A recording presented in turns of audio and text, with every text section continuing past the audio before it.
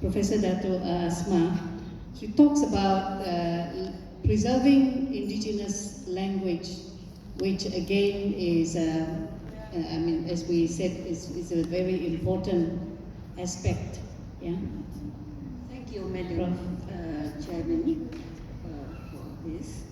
Well, as she has said, I will be talking about protecting the indigenous linguistic heritage.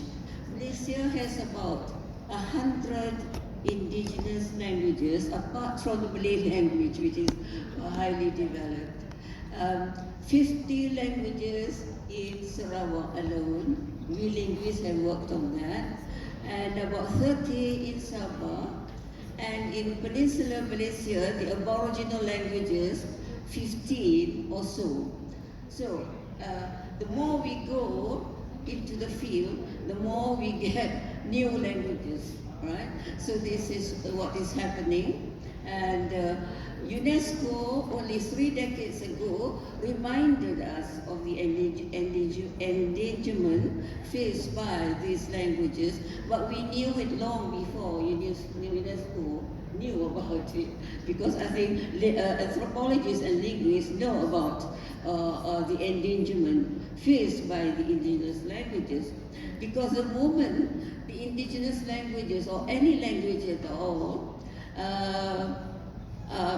get depleted together with their speakers, because we get small communities who get depleted, and we get languages lost from our heritage. So when we lose the speakers, so we lose the knowledge that we should have had, you know, on the growth of civilization and so on.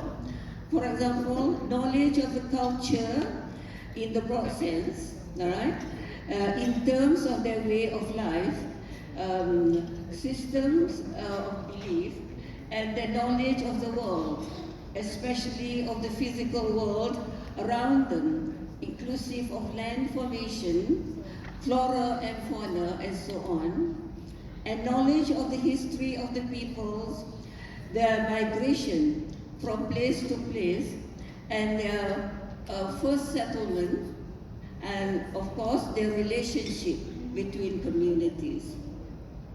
Now, every human community from the beginning of the existence has this tradition of handing down their experiences in the form of, first, our ancestors in the caves.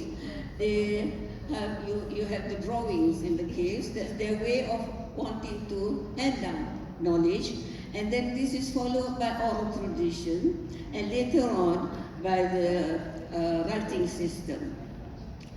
But the loss of language is not because of the loss of the speakers, because languages which still have a good number, the community should still have a good number of speakers, still cannot hand down their knowledge to us in a clear sense, because they still have not got a writing system.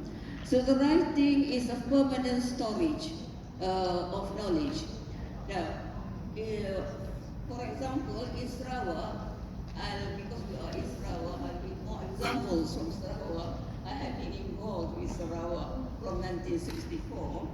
And up to the second half of the 20th century, the indigenous languages in Sarawak, apart from Malay, of course, there were only 1 or 2 that had a writing system and so on. And that's Iban, mostly Iban.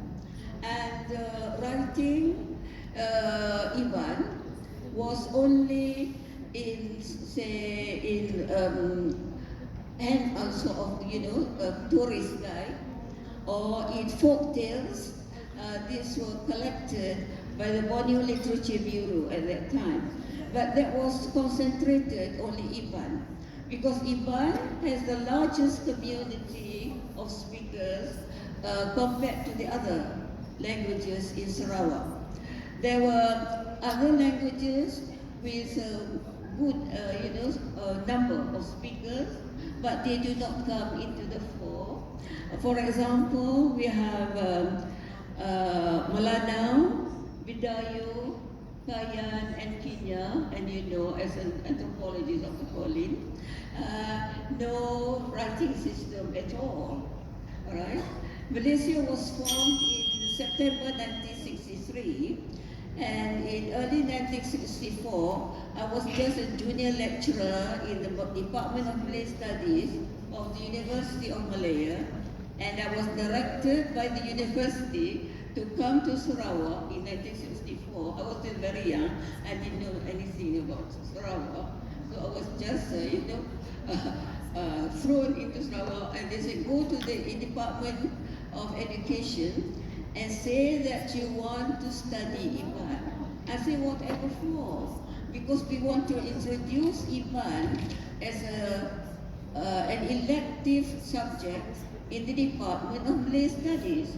Because Iban and Malay, they have a close relationship in the Austronesian group.